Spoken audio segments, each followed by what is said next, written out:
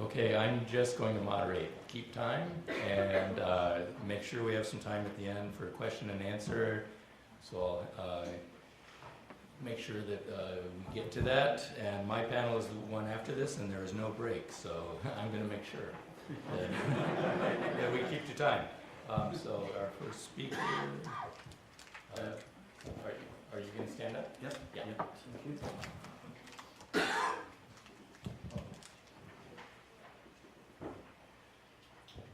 Okay. Well, it's a great pleasure to be here, and also an honor, given that this is the Hyman P. Minsky conference. Someone obviously who has inspired some of my work in the past, and also inspired some of the things, my analysis of the Cyprus Crisis, which is the book that I wrote, the diary of the Euro crisis in Cyprus, about the events there. Now, what I'm going to do now is perhaps going to be a little bit surprising. I don't know how to change the slide. First, I need to sort of... This one? Okay. Oh, great. Okay.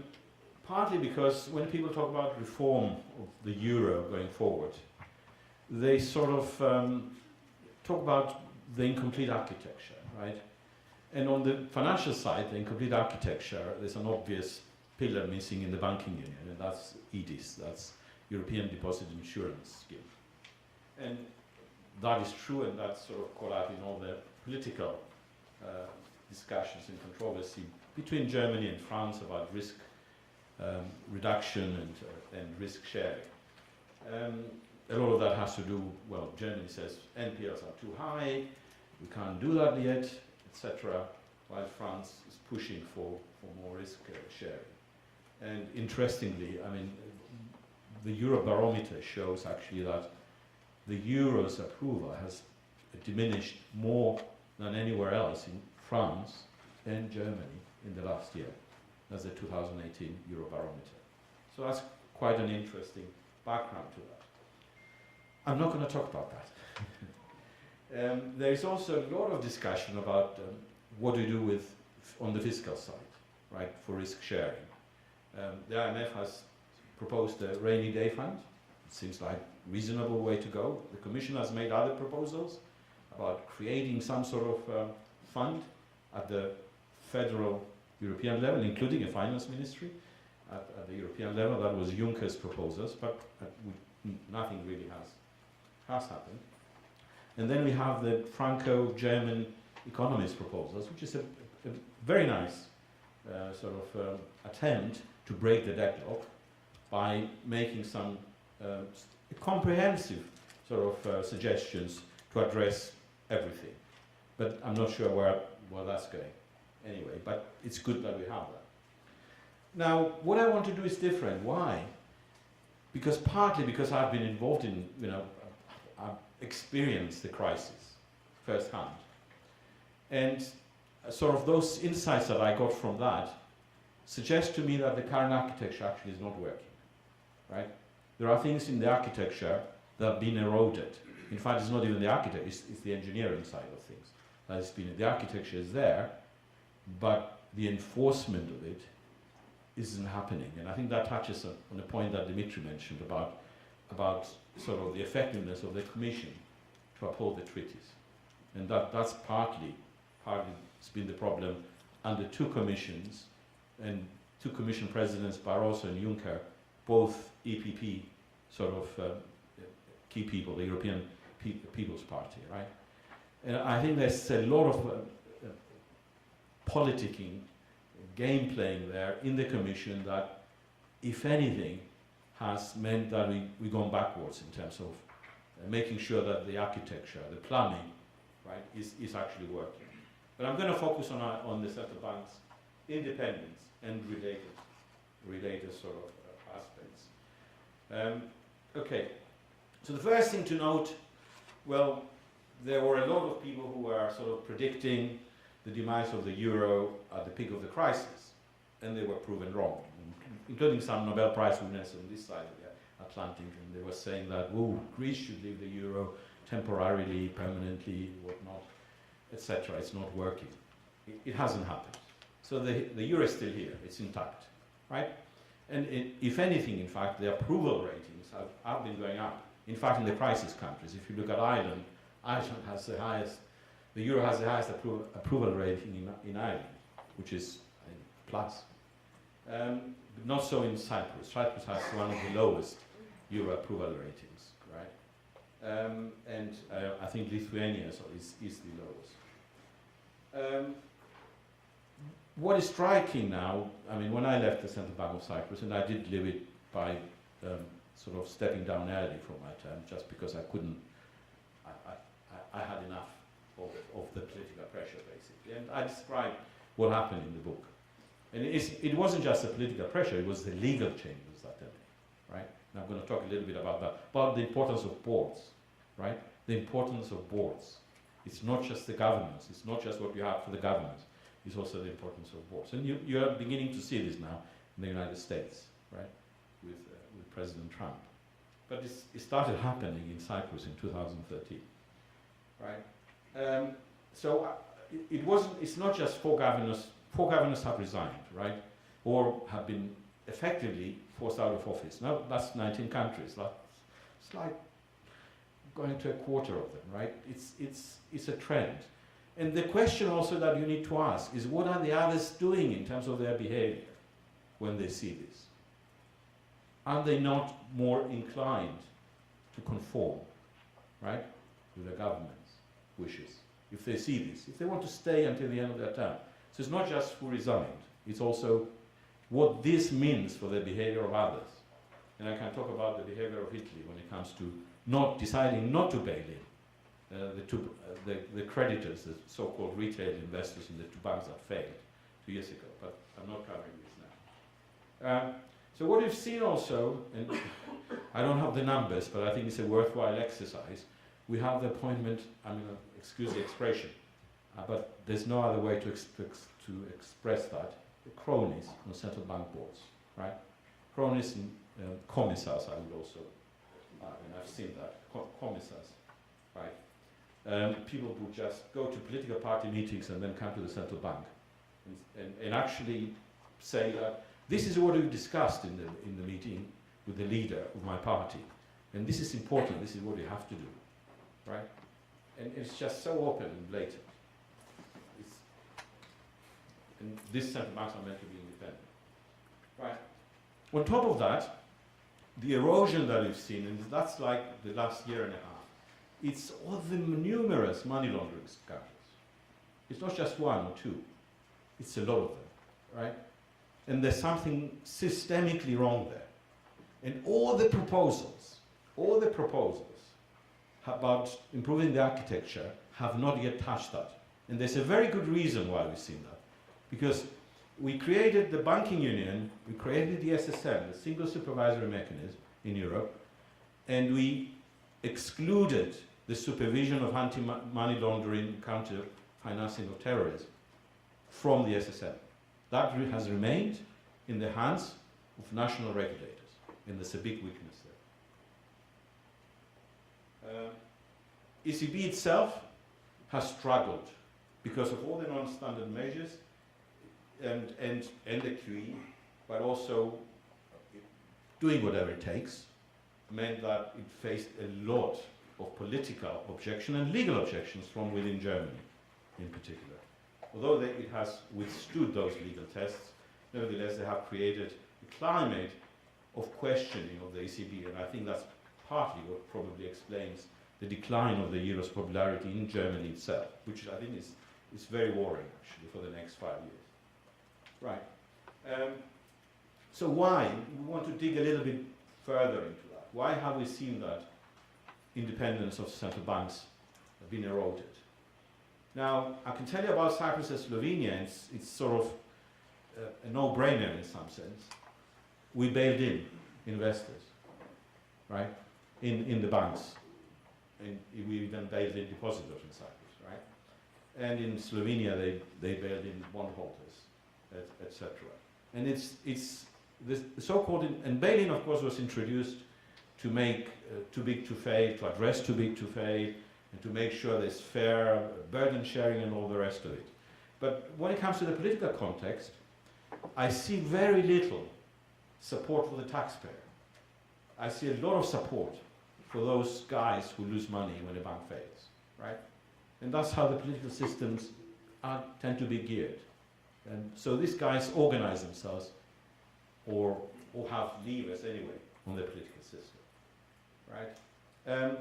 Another commonality between Cyprus and Slovenia is both central banks have both supervision and resolution responsibilities, both. And that happens actually in 10 out of 19 Euro area central banks. Although at the European level, we have created separation of supervision from resolution, which makes huge sense. That's what you need to have. There's potentially a lot of conflicts there. At the national level, this hasn't happened. Greece is one of them, right? Italy, I believe, is another one. And Netherlands is another one, where resolution and supervision is within the central bank. Also Cyprus, Slovenia, and quite a few others. Now Latvia is slightly different, and we've seen the money laundering sort of scandals, the ABLV, action by FinCEN, and all the rest of it. And we don't really know. It's not. I don't really personally have a lot of information what happened. If this was related to Ilmar Rimsevic sort of forcing out of office. They never sacked him, but they just forced him out of office by basically detaining him over a weekend, and then the judge released him saying that, yes, I'm releasing you, but the conditions is that you don't go to your office in the central bank. You don't go to Frankfurt, right? So they never sacked him, but effectively they have removed him from office over a weekend, right? And there's a treaty there which says, you know, this independence of the governors, it's so sacrosanct. And it took like several months before the ECB decided what to do. And of course they did the right thing. They went to the European Court, right? And the European Court basically upheld what the ECB said, that this was just wrongful removal. It didn't really adhere to the treaty. What happened next? I don't know. Latvia is continuing its sort of attack on Rimsevic. And of course, I only met Ilmar Rimsevic a couple of times. I don't know if those allegations are true. I don't know how you handle that. But what has happened for sure is that the removal from office has been very quick, very effective, and very much against the European Treaty. Right? In Germany, the legal attacks against the ECB have failed, but they were very high profile, and they were on OMT and the asset purchasing problem. OMT, by the way, was never used, but it did help to calm down markets at the time. Now, we've had others, and I meet occasionally Jan Kregel, and he tells me what is happening in Greece, why the Syriza government and the MPs are making his life really very miserable, and also the way that this has been attacked is through his wife, right? They round up family members and they do criminal investigations. I mean, this is very inventive and unbelievable. It's putting pressure on the government, right? And it's not accidental. Italy also recently about the resignation of the senior deputy governor we've had because of political pressures. But then Slovakia is another country where the governor is resigning early because of political pressures.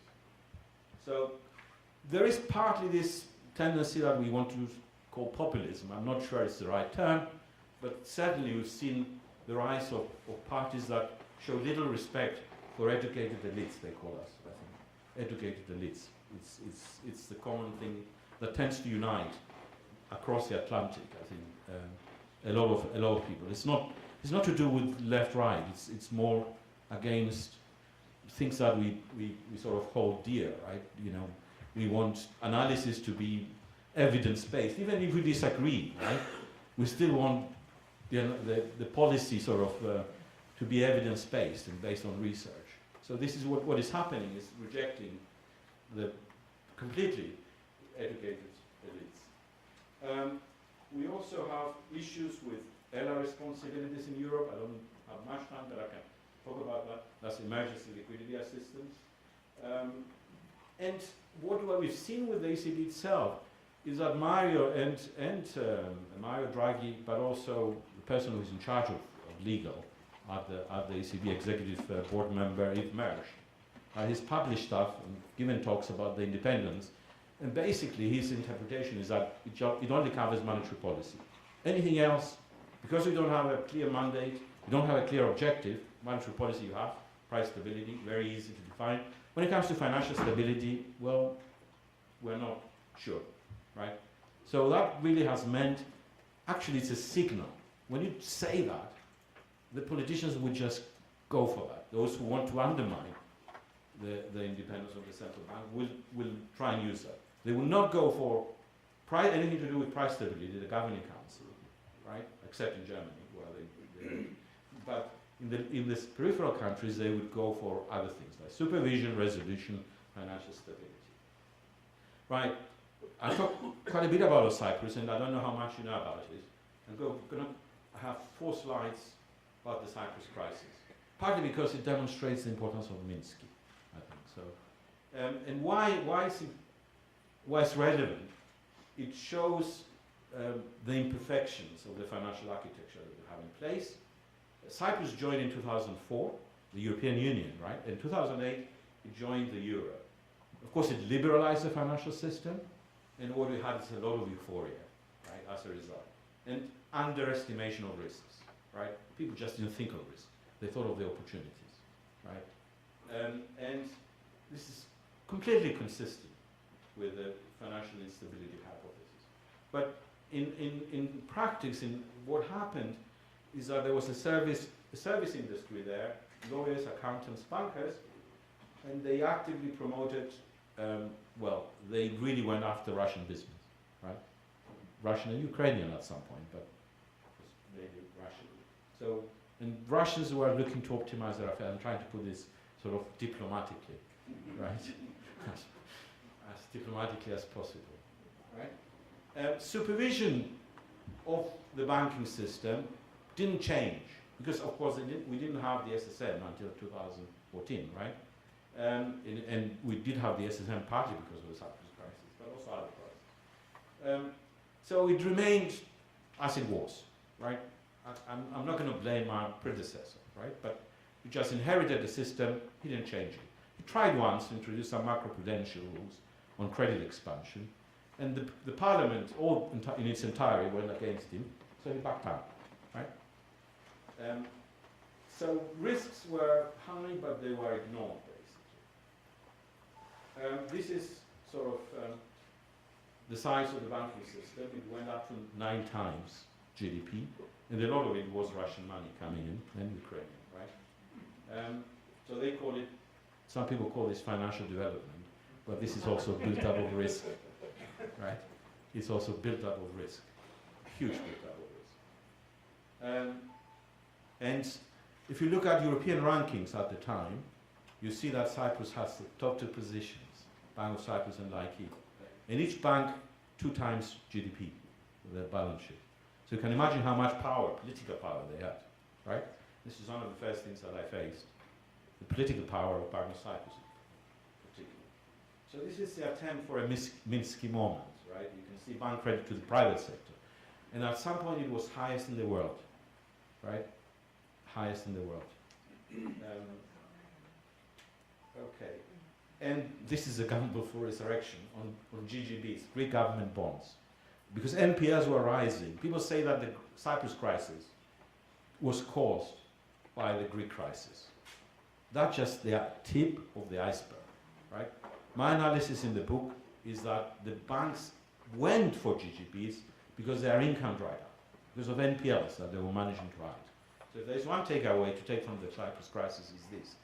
The GGBs were a symptom rather than the cause of the crisis. It was a trigger, of course, of the crisis, but they were a symptom of other problems. This is the timeline of the crisis, and the second bullet point is the most important one, right? I had nothing to do with any of what you saw before, right? I was in the UK at the University of Leicester, a professor, right? I did not even have a credit card from a Cypriot bank, right? I did not even have an account.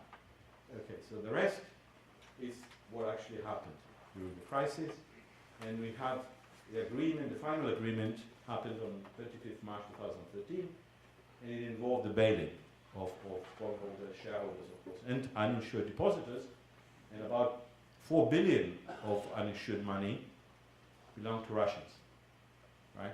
So they were not happy. And the people who represented them were not happy. It turned out the people who represented them were the people in government. And it turned out the president's law firm, right, Anastasiadis' law firm, was representing some of the Russians who lost money in the crisis. It turned out the vice president of Bank of Cyprus was a certain gentleman, Vladimir Strashkovsky, who was very close to Mr. Putin, but also a client of the Nikos Anastasiadis law firm. This is just facts, right? Just turned out, right? So you can imagine why there was a need for a scapegoat, massive need for a scapegoat. And the Central Bank of Cyprus was a very convenient scapegoat, partly because we gave ELA to Laiki, as if we could not give ELA to a systemic bank twice the size of GDP. What would have happened? We could not bail it in, we did not have resolution legislation at the time. So the only thing we were working towards is to give time to the politicians to find a solution, basically. But we were blamed for that. And of course the bail-in in the end protected public finances. Why Cyprus has recovered so quickly from the crisis? Precisely because of the bail-in. If they had borrowed as much as was needed to bail out the banks, it would have been worse than Greece.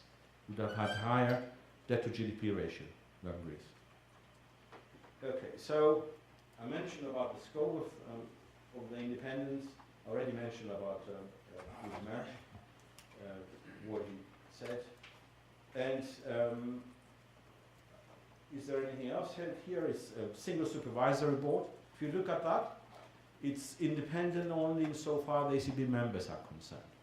So the non-ECB members have no independence protections, no independence safeguards, right? And that's been part of the problem. Do they matter? Yes, they do matter, these setbacks. There's another example from Cyprus, the failure of the coal bank that was in the hands of the current government, and although it was supervised by SSM, it was basically they exercised forbearance because the Central Bank of Cyprus asked them to do that, right? And they were trying to protect the government. They didn't want a failing bank just before the election. So Mr. Anastasiadis got re-elected, and a couple of months later, the bank failed, right? That's what exactly happened. And now there was an inquiry that actually showed that, a judicial inquiry. And of course, the government tried to discredit it, but it's there, 800 pages. So small countries matter. Of course, I am from a small country. I want to say that they do matter. But if you think of money laundering, right? Political money laundering, where would these guys go? They would go to the weakest link. Okay. And once dirty money enters, it would just go throughout the single market, right? So that has additional implications. And I think erosion of central bank independence, as we've seen, is contagious. It doesn't stop. You can't say Cyprus is an isolated case, although you may have said that a few years ago. Okay, I'm not going to talk about. In my new book, I have 6 recommendations how to fix the problems in Europe, but part of it is introducing fit and proper criteria for central bank boards. There's none, although we have them for commercial bank boards. There's none for central bank boards. A pan-European regulator for an LCFT, and Europeanizing emergency liquidity assistance, separating out SSM from the ECB, right? And removing resolution from national central banks. And of course, increasing the presence and visibility of the ECB in member states. Commission has representative offices in each member state, the ECB doesn't. So at that point, I will end. Thank you.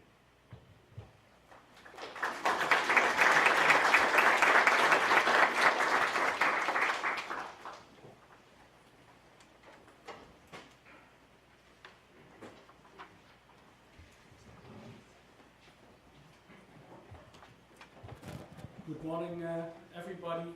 I have no PowerPoint presentation, but I hope that my presentation will be totally pointless.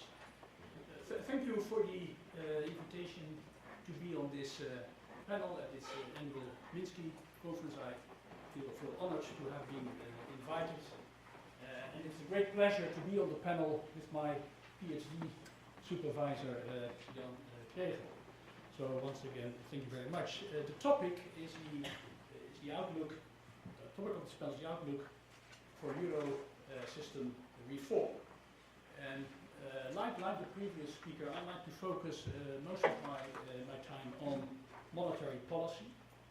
And I'd like to argue that a review of the ECB monetary policy strategy, its instruments, and also the underlying philosophy or theory, if you like, is highly needed. Such a review of its policy and its strategy has not taken place since 2003, and that was 5 years after the adoption of the strategy. And we are now 15, 16 years later, and I don't have to tell you that a lot has happened in the meantime. So what I'd like to do is to very briefly review the evolution of the strategy, the evolution of the instruments, and briefly review the ECB's performance. And if there's still some time left, I'd like to mention my nine favorite reforms of the overall framework. I don't know whether I will have the time to do so. So let me first talk a bit about the ECB strategy. And my main point there is that the strategy has drifted away gradually from its original so-called two-pillar strategy. The strategy of the ECB was to maintain price stability. That's what it has to do with the context of the treaty, and it had two pillars to do so, two sets of data and analysis. It looked at the so-called monetary pillar, which was a guideline for money growth of 4.5%, and in so-called broader economic analysis, which looked at all other factors that may have an impact on price stability. And on the basis of development of these two pillars, there was an assessment by the ECB Governing Council, the decision-making body, of the risk to price stability, and on that basis it determines its policy stance. So what we have seen is a de-emphasizing of the role of money in the strategy. As I mentioned seconds ago, initially there was a guideline of 4.5% money growth, per growth money growth, to be revised annually.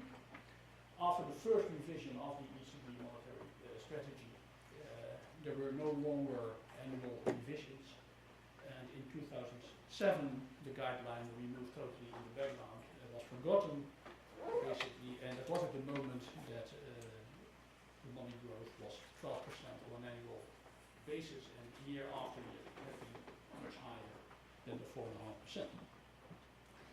So that's the first thing, de-emphasizing the monetary pillar, the monetary analysis. Secondly, the ECB, when it launched its strategy, it emphasized that it was not, unlike almost all countries at that time, it was not an inflation target. It used these two pillars to assess risk to price stability. Over the past years, mostly during the Draghi era, the ECB has become a very narrow inflation targeter. It targets an inflation rate of 1.8 or 1.9% on an annual basis. That's what it is targeting now. It has moved from, it's the third point, it has moved from a focus on headline inflation to a focus on core inflation. In the initial strategy, it was argued that you should focus on headline inflation in the medium term, because at that time in many countries, so-called core inflation did not predict headline inflation, but followed it more than that it predicted. So that's very quickly on the strategy. So then on the instruments, after having hit the zero lower bound, many so-called unconventional monetary policy instruments were introduced.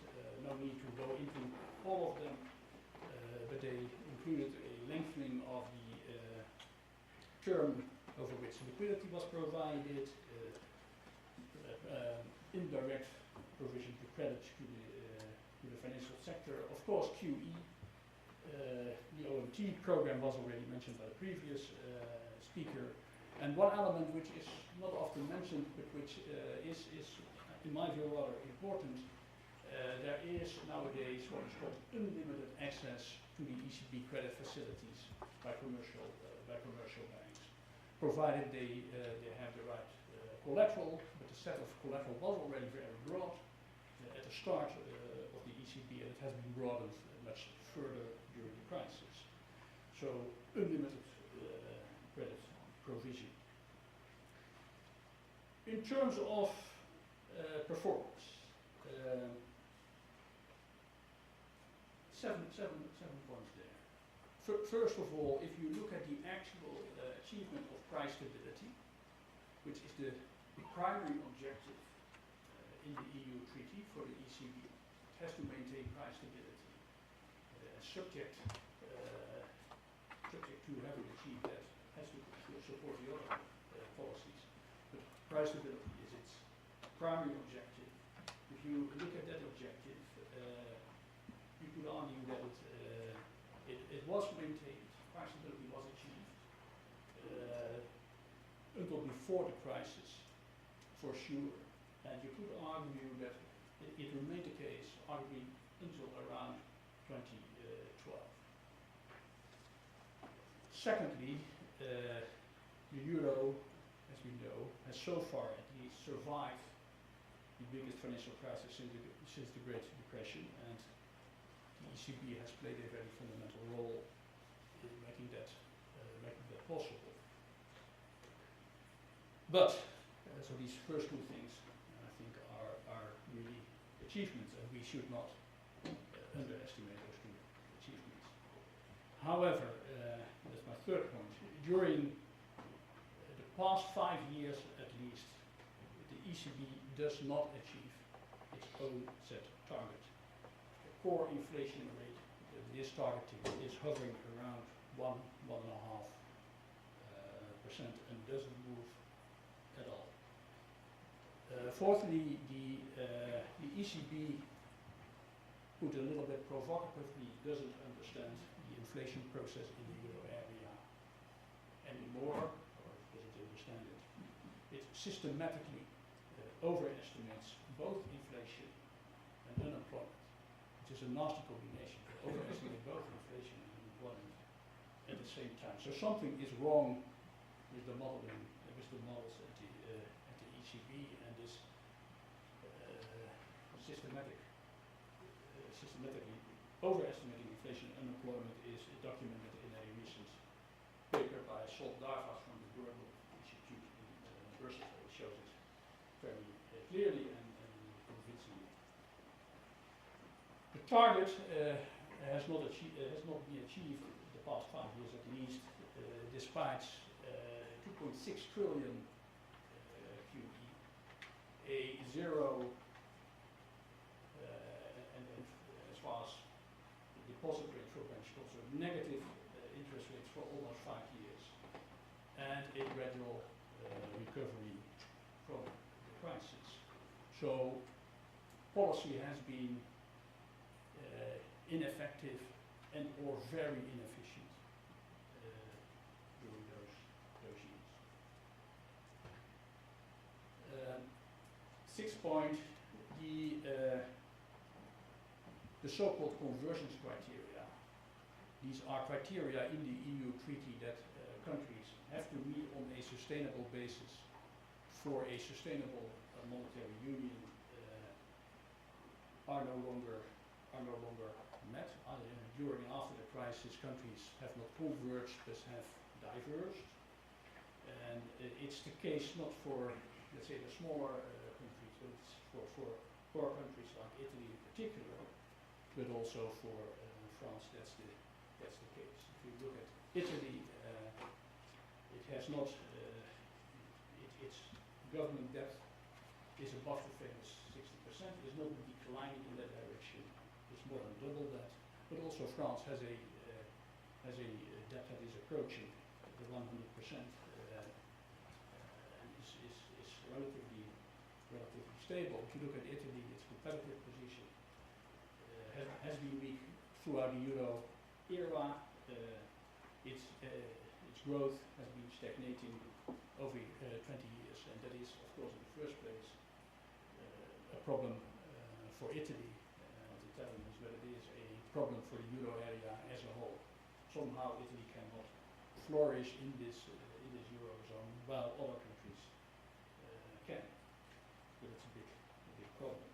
And it is a problem also for monetary policy if you have such divergent conditions.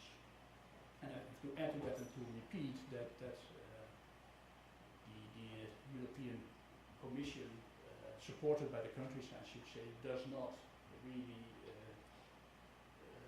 act as a guardian of these convergence criteria. So they continue to persist for many years now. So finally, what I would call the cohesion that the ECB Governing Council has weakened during and after the crisis. There is no longer, I should say, a shared philosophy because monetary policy should be what a strategy should be. So that's very briefly the performance. Then this ineffective and/or inefficient policy has at the same time important risks and consequences. First of all, it undermines the ECB credibility. If you year after year cannot meet your own targets, your outlook is not right all the time. And that, of course, then in the longer term hinders the effectiveness of ECB policies. Secondly, the undermining of the ECB independence. As the previous speaker rightly emphasized, let's say, the pressure from the outside on the ECB. I think it's fair to say that the ECB, by broadening its activities, by pursuing activities, of course forced partly by the crisis, broadened its activities, which can no longer be said to be in a very limited mandate, which is in my view, is a prerequisite for making the central bank so independent as the ECB has done. So, not voluntarily, but the ECB has invited, as it were, people started to discuss it, independence, given the impact that for example, QE had on pension funds, life insurance companies, and the wealth distribution in the euro area. Thirdly, solidification of banks and firms, contributing to low productivity and economic growth, moral hazard, hampering adjustment capacity of countries and their economies, potential, and sometimes more than potential, bubbles in asset markets and housing markets. In my own country, the Netherlands, we have housing prices increasing by 10% on an annual basis now for 3 years in a row. There's the risk of inflation, at least if you take inflation, it's more broader term. Actual inflation, as I said, doesn't move at all, which is a difficult combination. There is an elimination of financial market functioning because of QE. There's a risk of boom-bust cycle. There is the point that the ECB is, I would say, running out of proportionate instruments to combat a next recession or slowdown or deflation. So, in sum, an ineffective policy with substantial risks and consequences. So, high time for a review and to very seriously look at where we stand as an ECB and as European citizens, I would argue. Time for a review that the ECB would not be an outlier in doing that. As I said, it hasn't done it since 2003. Here in the US, the Fed is doing the Canada review, the Bank of Canada is doing a review, and the Swedish Central Bank has done a review already. It's also a very unique and right moment to do so. There will be a new ECB president appointed this year. I think that first for that president should be to start that review. There are also 8 NCB, the National Central Bank governors, to be replaced this year. There are other board members leaving shortly, so there's a lot of change at the ECB Governing Council. Is again, I think, a good moment to do that review, try to do it as objectively as possible. That's why I am in favor of appointing an ECB president outside of the circle of current council members and outside of certainly the finance ministers of the euro area countries. Somebody with a strong academic background, but knowing the system rather well. I still have 5 minutes, so that's what's my argument for a review. Then let me not very modestly put my cards on the table. What I'd like to see. I immediately say it's very unlikely that this will happen. I think in the broader context of reform outside monetary policy, I think the most likely outcome will be kind of muddling through, but in the direction of slowly further integrating. I think that's the most likely outcome that we will see, but a lot will depend also on the European elections that also will take this year in end of May. So what I would like to see, let me mention 9 points very quickly in those 4 minutes that still remain. Adopt an inflation target within range, so not being overly precise. Rehabilitate, reintroduce money and financial variables by including financial stability or preferably financial resilience considerations into the monetary policy framework. Most important thing that you have to do there is to lengthen the horizon over which monetary policy should achieve price stability. I would argue that we should agree on a minimum policy rate of 0.5%, explicitly stating that we will not go negative in the euro area monetary policy. QE, I would see that as a crisis instrument, not as a normal instrument of monetary policy, and only in situations of actual debt deflation as a threat to be used and not in normal circumstances. Back to limited access to the ECB, so no longer all liquidity resources making available. Back to only interfere in short-term money markets. So that's my six points for the ECB. Now I add 3 that are outside of the ECB proper, and they are all highly controversial. Again, no chance of having this adopted probably, but perhaps worth mentioning that. The first is that I'd like to see the Stability and Growth Pact and the macro imbalances procedures and all the other rules that we have formulated in Europe for monetary policy, for macroeconomic policies, to abandon them all. No longer apply them. That's good news for those who could never apply with them. It's also good news for those who ask for complying with them because they were never forced at all. So phase out the European stability mechanism rather than beefing it up. What is the current idea in a European monetary fund? I'm especially worried about the monetary part in it. Initially, you can be sure that it will not be allowed to create money. But, I wonder why you would call it a monetary fund. In the longer term, that will be something envisaged as kind of liquidity creation via the EMF.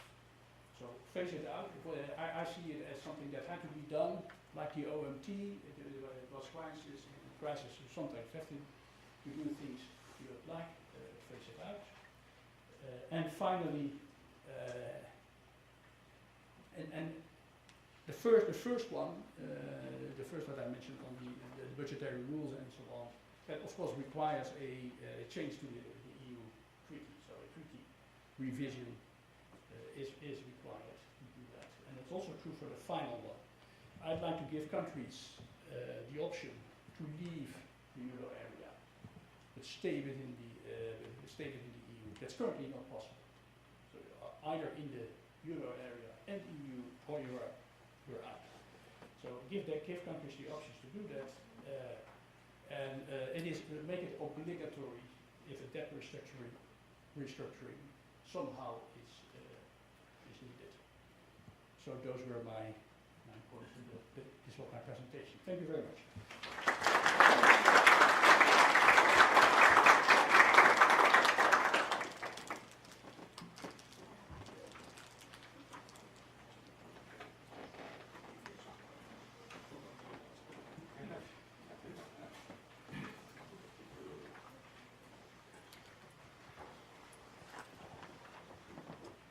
As a professor, everybody always has a certain conflict of interest. You want your students to do well, but you're a little invidious when they do better than you do. And Lex is an example of this. And he's even gone beyond my expectations with his recommendations, which are even more radical than I am going to propose for you at this point. The title which I've picked today is Level Playing Fields of Flanders. You all know where Flanders is, I presume, someplace around Brussels, and we had things around there, and they had battles, and basically what we've been talking about is the battles that we have for the reform of the European system, and in particular the euro. Now, let's see if this is going to... Okay. What I'm going to give you is a very short presentation of a recent experience of mine as the advisor to the Italian Minister for European Affairs after the election of the recent government.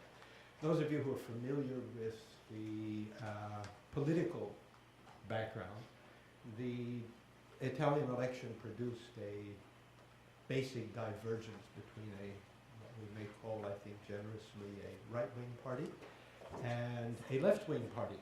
And it was presumed that a government could never be founded on this basis. In fact, they confounded public opinion by, in fact, appointing a government.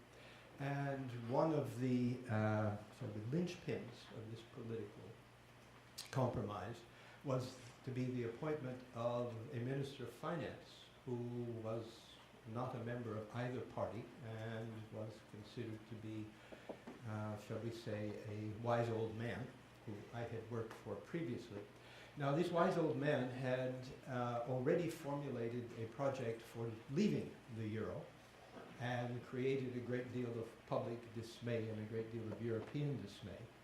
So in the end, rather than having him as finance minister, they decided to appoint as the Minister of European Affairs someone who was formally on record as being in favor of Italy leaving the euro.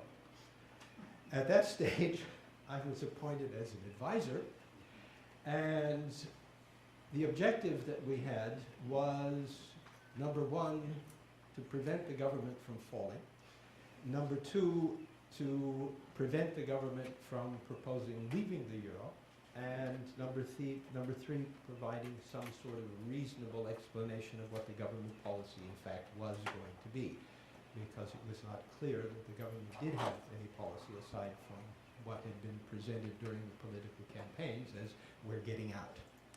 So what we eventually produced is this document in which eventually it was marketed in a publicly available provision. And basically this was, and I'll tell you the end of the story right away, this was because the government decided to drop the proposal completely, and the minister was invited to become the head of the Stock Exchange Commission, which is his current position. And my current position is, fortunately, I'm no longer required to advise the government on what it should do with the euro. As you can see, the document is drafted by the ministry to propose the creation of a high-level working group composed of representatives of member states, the Parliament and the Commission, which will examine the correspondence of the current European institutional architecture and economic policy with the objectives of growth and stability and full employment explicitly foreseen in the EU treaties. Basically, what we were doing was trying to say, well, it's obvious, number one, that Italy is not leaving. Number two, it's pretty obvious that most of the changes which would be required, which we would desire, would require some sort of change in the European treaties, which is a very long and complicated process, and something which would not alleviate the difficulties that were being faced both by the Italian economy, as Lex has already highlighted, and were being faced by the government.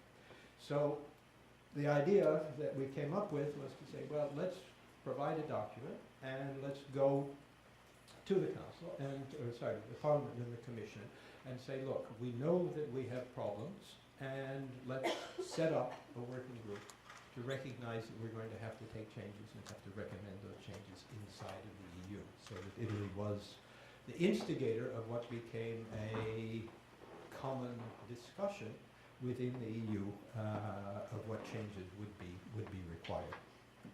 So basically what the document does is to try and justify the necessity for the working group.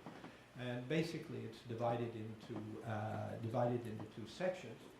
And the first part, and this is the title of the idea of the level playing field. If we look at all of those conditions which Lex wants to get rid of, and I actively support that, the reason that they're there, and quite sensibly they're there, is because if you were going to use or introduce a single currency, which was very quickly recognized as an integral component of the Single European Act, and you're going to use this to operate monetary policy, it requires that you have at least a modicum of uniformity across national economies. And basically this is what these conditions are meant to do. The convergence criteria are to say is if I'm going to set monetary policy at 2% or 3% or 4% or whatever, it means that in general the inflation rates in the economies have to be reasonably similar. It means that the fiscal stances of the governments have to be reasonably similar, and the debt positions of the government should be reasonably similar. So it made a great deal of sense. Everybody attacked these as being out of the logic, economic logic, but they made very simple sense on this idea of the level playing field. You're going to have a single monetary policy, you're going to have a single currency, then everybody should be more or less similar if the policy is going to work. Now, the difficulty was that these things were in general not respected.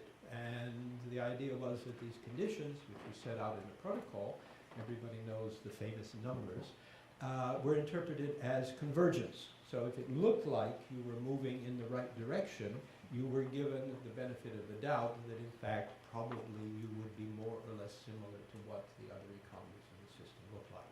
Now, in Italy's case in particular, although Italy was moving in the right direction on a number of indicators, the indicators were widely outside of what was considered as being acceptable.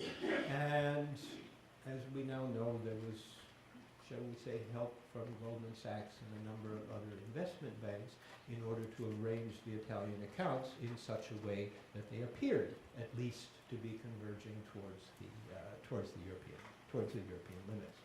So we start out by saying one of the basic ideas was this level playing field. It was a good idea. It was never, in fact, honored. And in general, there were a number of, shall we say, divergences which were created by, as I've already mentioned, Italy being outside the norms, and Germany after reunification, which allowed them to move substantially away from the European norms. Now, if we look at this in this aspect, we say the single currency was novel in two respects. First, it was a fixed exchange rate system introduced, as I say, in the presence of an international sea of floating exchange rates. Okay? If you remember this particular period, this is the period in which the Bretton Woods system, the fixed exchange rate, was breaking down.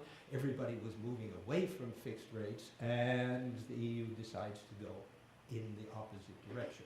This is a problem, I think, that analysts fail to appreciate in terms of the difficulties that this would create internally. Now, we also know that this eliminated the national exchange rate adjustments as the remedy to correct trade imbalances among members, and it meant that basically you went to a policy of what we call internal adjustment. This means relative domestic wage and price adjustments within the Eurozone and the non-Eurozone trading partners. And this is a point I'm going to try and stress, is that if you're looking at this idea of internal adjustment may make sense within an area, but it may not make a great deal of sense when you're looking at adjustment relative to out-of-area trading patterns. So that basically the idea is that these adjustments had a differential impact on relative competitiveness within and without the Eurozone, making their impact very difficult to determine. So that basically what happened is, given this lack of full convergence, the internal adjustment became an austerity policy, reducing Eurozone growth performance. And Italy was the outlier case in this particular sense, because it was farther outside the conditions of the level playing field. The second area in which it is different is that the central bank design was something which had never been seen before. Basically, it was what in the old German case we called a Notenbank. It was a bank of issue that issued the currency, but it was independent of any national government or any national government balance sheet, with the basic objective of price stability, which meant that you no longer had any possibility of direct coordination between national fiscal policies or EU-wide fiscal policies and monetary policies. These things were basically separated.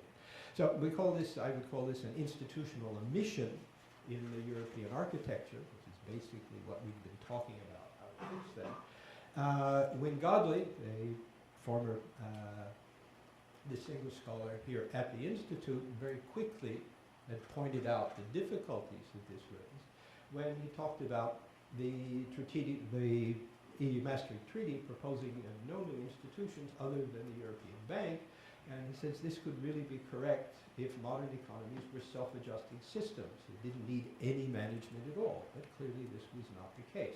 So he pointed out that the Maastricht criteria for the establishment of convergence were far too narrowly conceived, and not narrowly conceived in terms of their values, but basically looked like they were too narrowly conceived because they did not fulfill the conditions necessary for successful currency union. It was not nearly enough that member countries agree to follow simple rules on budgetary policy. They need to reach a degree of structural homogeneity such that shocks to the system as a whole do not normally affect component regions in drastically different ways.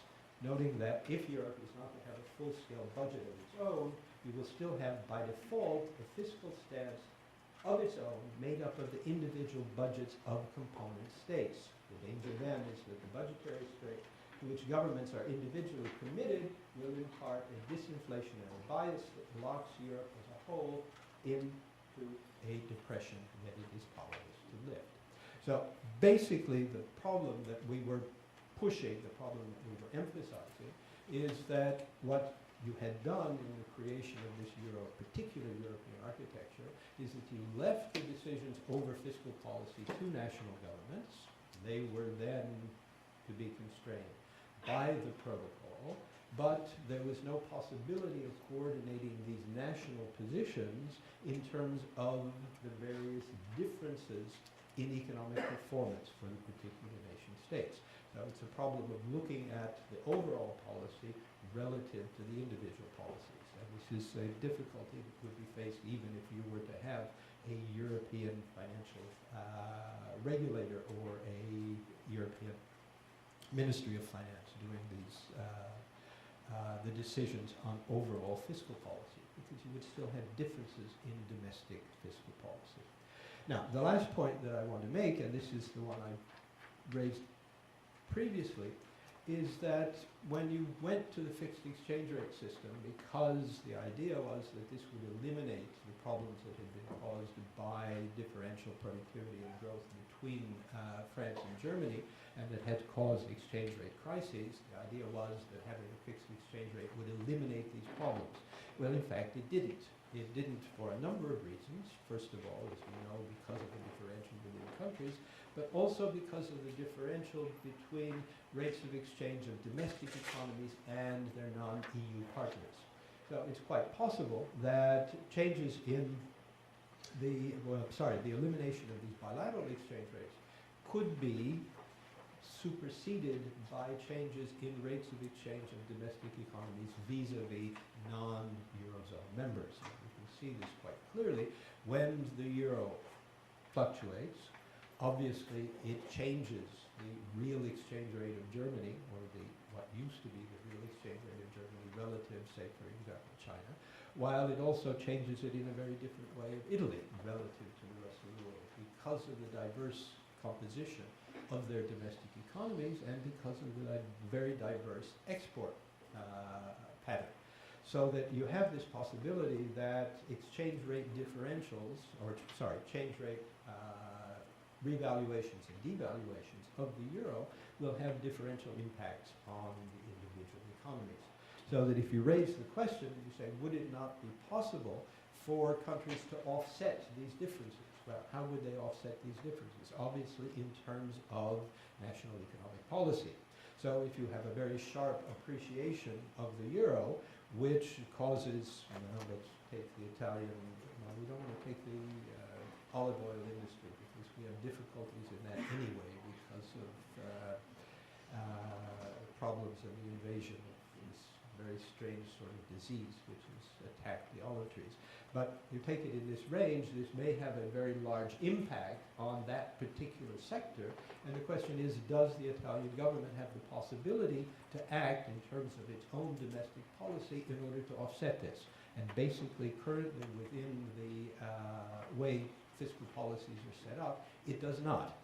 So this is the kind of argument that we were putting to the Commission, and to the Parliament, to say that, well, these are not only Italian problems, these are problems that are faced by every economy that has a diverse structure in terms of its domestic composition of output and in terms of its domestic export pattern. So that some leeway probably should be allowed in terms of national fiscal policies in order to domestically offset this. Now, in the Italian case, this is particularly important because, as I mentioned, the government is currently comprised of these two political parties, one that represents the north, which is primarily manufacturing, and the south, which is primarily, it's primarily agricultural, it's primarily unemployed. The basic policies of the Lega government in the north is to reduce taxes, and the basic policy of the Cinque Stelle party in the south is to give everybody a basic guaranteed income. And obviously these two policies do not compute or anything else. So the difficulty is, can Italy provide, or can the Commission or the Parliament reach some sort of agreement which would allow a national government to introduce national policies to meet these domestic conditions? Because if this does not happen, I can predict very quickly that the Lega policy, which is, I've mentioned, is the far-right party, will probably, number one, win the European elections, European parliamentary elections that are coming up, and will probably win the national elections, which would then be called very soon afterwards. And this party is, how should we put this, is at the center of the European realignment of right-wing parties, which now is going to provide, I would suggest, a very strong challenge both to the Commission and to the existence of the euro, so that the creation of additional fiscal policy space is politically important. I will also mention that Keynes has already seen this problem. I don't have Keynes, we solve every problem. just to end up, I'm going to put up a diagram which is due to Rob Parenteau. Rob is here, someplace in the audience, which he's developed. Rob rescued the 45-degree line diagram from its ignoble use by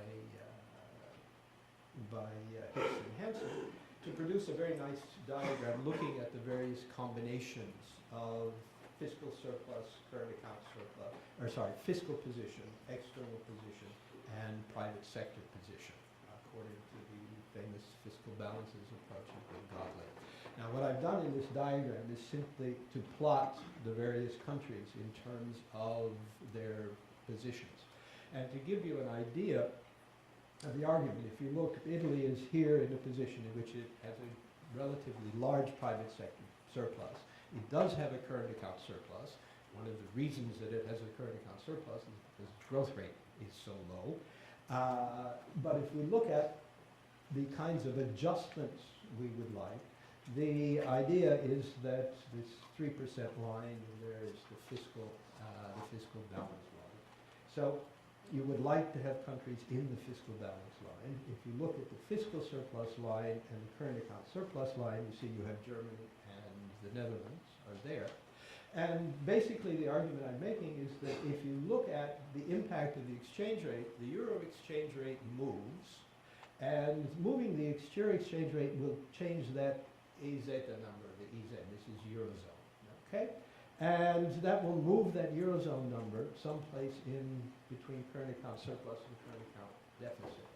The problem is that it also is going to change the position of all the individual countries, okay? So that you have sort of an n-dimensional matrix here. And what we tend to be missing is by focusing on the Eurozone position, and the Eurozone has a net fiscal surplus, the problem is that if you alleviate that surplus, you say what we were going to do is to provide some sort of fiscal support that would push the Eurozone back towards the center of the diagram. In fact, all of these other countries are going to move and you have no idea which way they're going to move. And if, first of all, you don't know which way they're going to move, you have a political problem. And secondly, if you want stability within the system, you have to have some sort of national autonomy in terms of fiscal policy to offset the impact of those exchange rate movements. So I'll stop there, and as I mentioned, the government became so uninterested in this particular proposal because it became very concentrated on passing legislation both in order to bring in a single tax and a basic guaranteed income, that this went to Brussels and more or less died in Brussels. So this is, as I say, my experience as trying to keep Italy in the Eurozone without getting the government to fall. Thank you.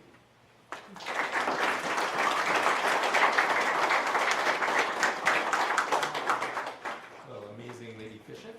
We've got a lot of time. Why don't we do 3 questions at a time? Take the first 3. Yeah, go ahead. Bottom to turn it on. That one So goes. just to look forward and be very, just to look forward and be very catastrophic.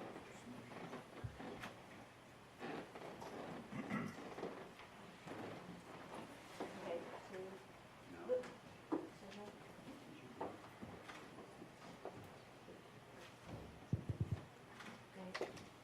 just to look forward and to be very catastrophic. If the political challenges to the EU end up with political parties not willing to support it in the core states, is this recipe for a financial crisis? Because the euro is already an important currency globally in the global financial system. And so it's not a trivial matter, it seems. Looking for the second. Right here. No.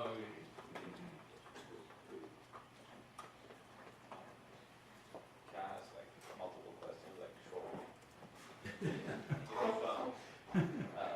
30 seconds. Yeah. Professor, so you mentioned you talked about the crisis in Cyprus, and you were talking about the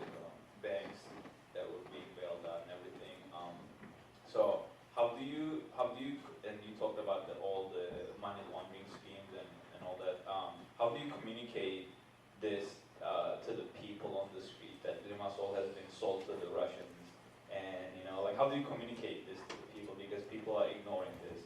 This is one question. And my last question, and I want you to start with this first, is that right now the negotiations are being conducted under the Guterres framework, and that's and that takes into account that if there's going to be any solution, that the Federal Republic will be part of the Eurozone. Do you think that's a good idea? And because an infant country trying to consolidate the political situation, being part of the Eurozone, would that be a good idea? We have a third?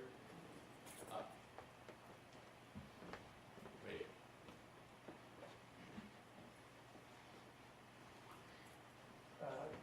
To Mr. Hoogduin, your suggestions seem pretty hard to pass, I think.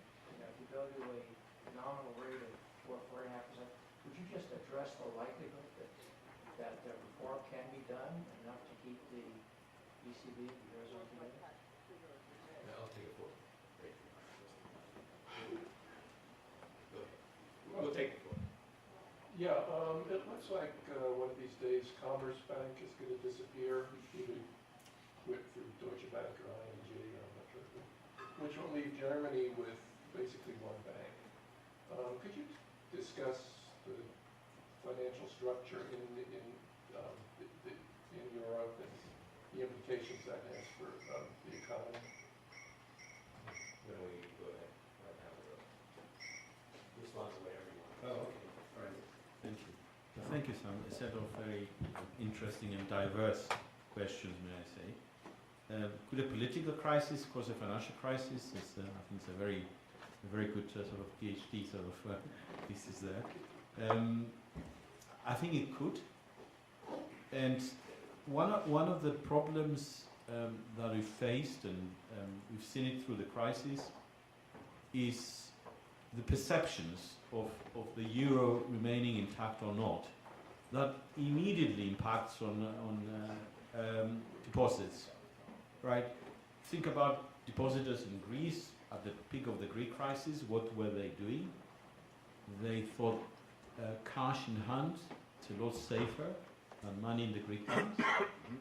Think of what might happen in Italy if Italians start thinking like that. Think of the pressures on the governing council if they're faced with supplying emergency liquidity, well, non-objection basically. This is a process, right, that works for ELA.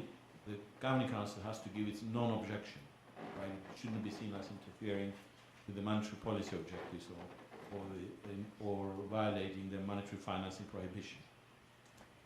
What would happen though? I think if there is a massive bank run in Italy, I think that would be the biggest test ever of the governing council, the ECB, providing liquidity assistance. Because I think that there's the question of how you interpret, completely technocratically, the political statement that some politicians are making, saying we're going to leave the euro.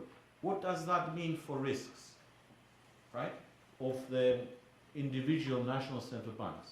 If you start looking at the target imbalances, right, it means that if Jens Weidmann says, I'm not objective, it means that he's got 40% of that risk, of all that ELA that goes to Italian banks, it's on his books, right? If they default, he's called into the German parliament to account for why he agreed to this, right?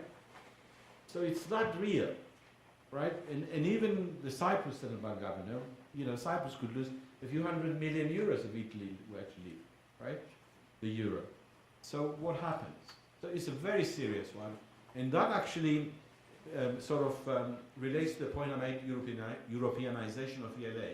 At the minute, we have a system in which there's no clear accountability. Who is sort of accountable for the ELA, right? And Europeanizing it, at least, would mean that we relieve the pressure from the national central banks. But whether it will happen or not, I'm very, very doubtful. Crisis in Cyprus, right?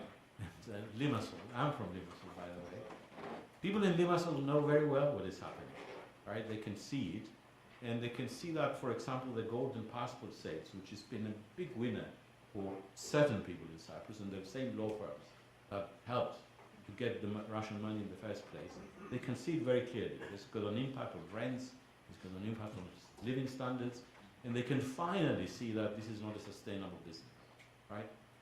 But for a long time, and in fact, I'd like to take some credit for that, because this discussion started after the publication of my book and lots of interviews that I gave, right? Because at least it became a matter for discussion. Do you understand the risks for that? And political risks, not just economic risks. But there are big economic risks. There are new bubbles being forming in real estate with the big towers in Limassol associated with the passports and all the rest of it. Now, on the politics of the Cyprus solution, I'm at a loss. But what I can see is that, again, there is politics not to do with Cyprus, but politics to do with Russia and the United States. And the extent the Cyprus government is torn between East and West. And I have no doubt that I think the Russian government doesn't want a solution to Cyprus. Right? That's my understanding of it. They don't, because they have a big grip on the southern part. The minute that we'll have a Turkish Cypriot president, I'm not sure that will work very well. Right? So they know that the part that is the Greek Cypriot part, essentially they call the shots. That's what it is.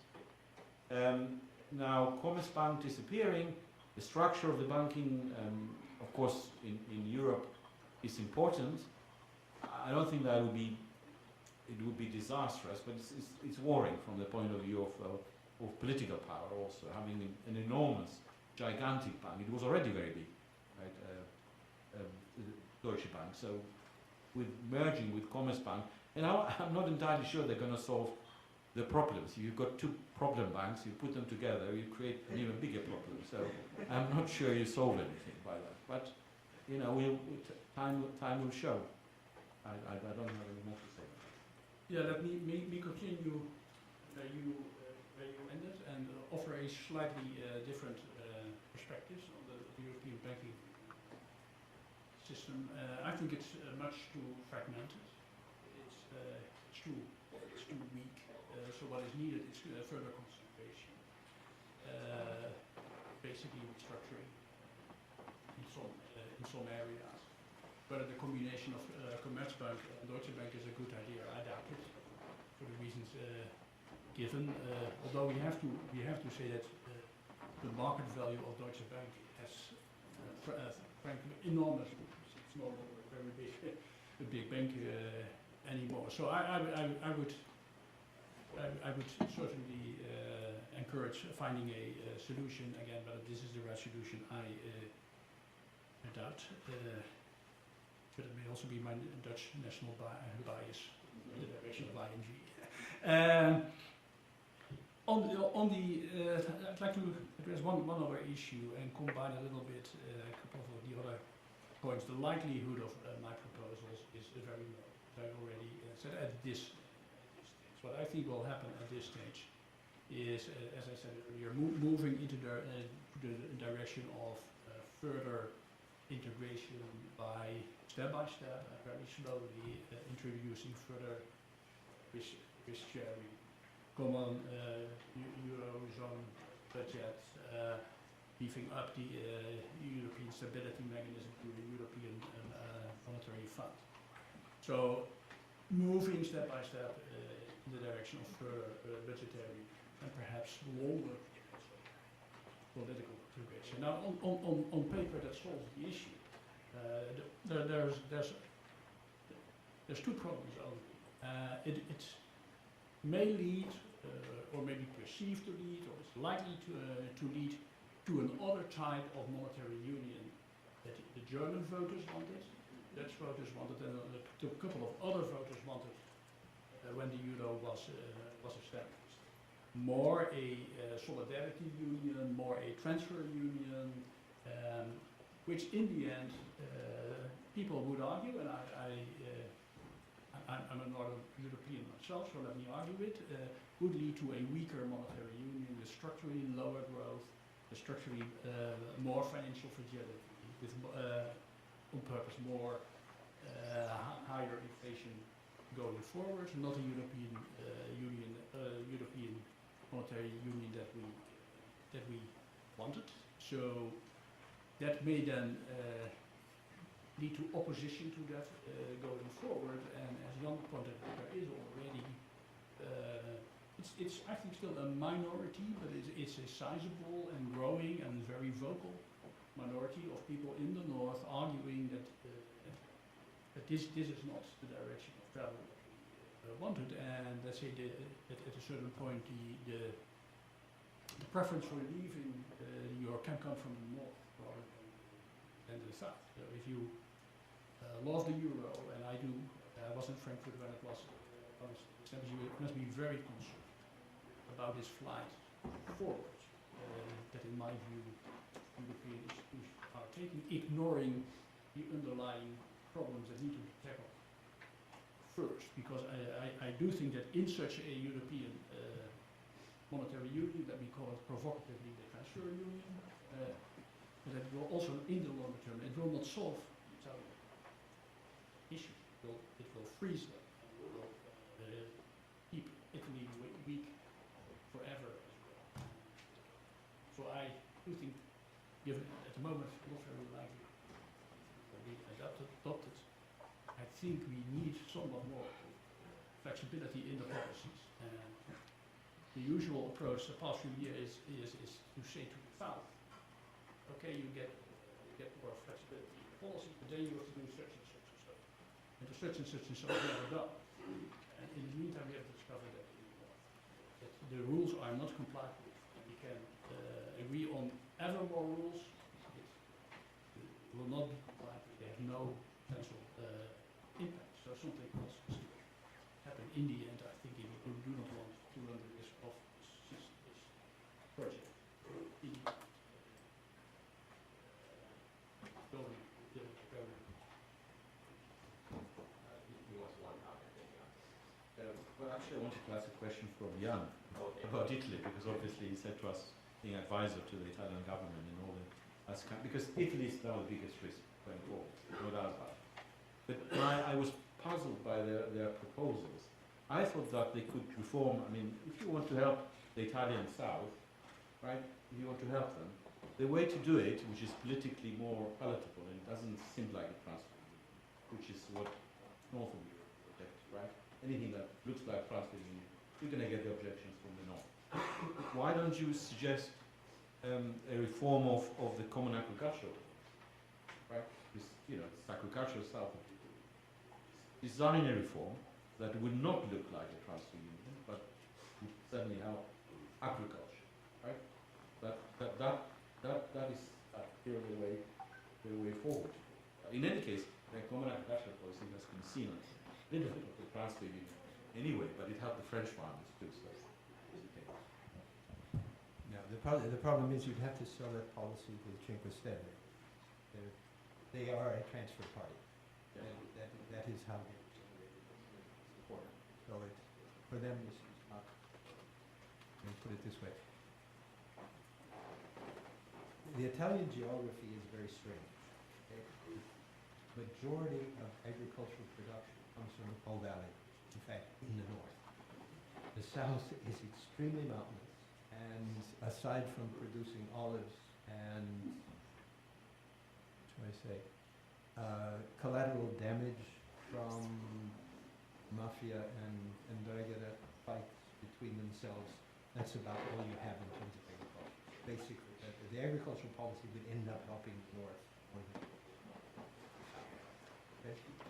Just as a general comment to Anne's thing, question, the problem will become first politically, right? It's going to become politically in Italy. When we first started out with this process, just after the new government was sworn in, we had sort of a three-pronged strategy. The first strategy was to say, as I've already mentioned, treaty changes will not happen. The short-term possibility is to use monetary policy, because we know that the ECB has been willing to use monetary policy. And after the new government was put in, the spreads went up, the spreads between Italian government bonds and German government bonds went up to around 280, 285, 300 basis points. And at that stage, the difficulty was what we used to call basically the old boom loop problem, that the increase in interest costs for the Italian government would have driven the fiscal deficit up above any conceivable limit, which would put the government in difficulty. So everybody watches that spread, because the spread is the indicator of political difficulty. So the first thing that happened is the minister went to visit the president of the ECB and said, would the ECB be willing to intervene in the Italian government bond market in order to keep the spread within reasonable limits? Well, you can imagine what the answer to that was, despite the fact that he's an Italian. So that was first strategy. Second strategy was what? Well, the second strategy was, let's try this business of setting up some proposal through what is a existing channel of setting up these working groups and see if that will get the spread down. And it did, because it effectively worked. The difficulty was that it didn't solve any of the problems that we had. And very quickly, there was no response which came from Brussels. So the third problem in the strategy was, anybody want to guess? China. And this is in fact where we have ended up. So this is, again, you look at this on a political basis, the political irritation that you get from Italy fighting about whether it gets 2.4 or 2.5 or 2 point whatever in terms of its current budget is now a question, does it make sense for Italy to rely on an external foreign direct investor in order to solve its internal problems rather than solving them inside the EU? And it is again a very strong, what should we say, impetus to the people in Brussels that perhaps it is time to think about some sort of reform of